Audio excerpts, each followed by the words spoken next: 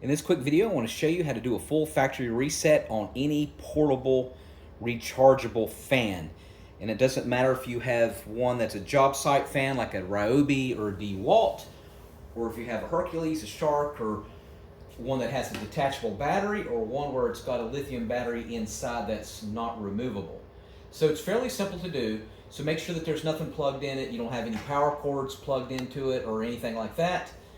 If it does have a battery that you can remove, go ahead and remove the battery.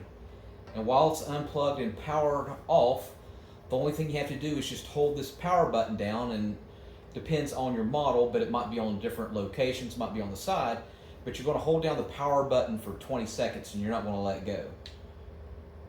Okay, sometimes the fan might turn on, but you just hold it down for 20 seconds. Again, you don't let go.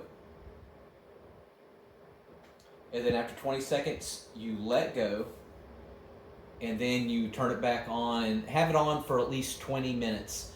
So what this does is it gets rid of any glitches that you may have, or any missteps that it may have.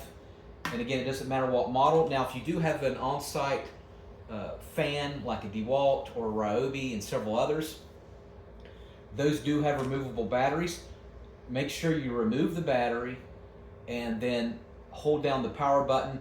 But the Ryobis and the DeWalts have like a trigger button, and you're going to hold that trigger button down for at least 20 seconds, and you don't let go.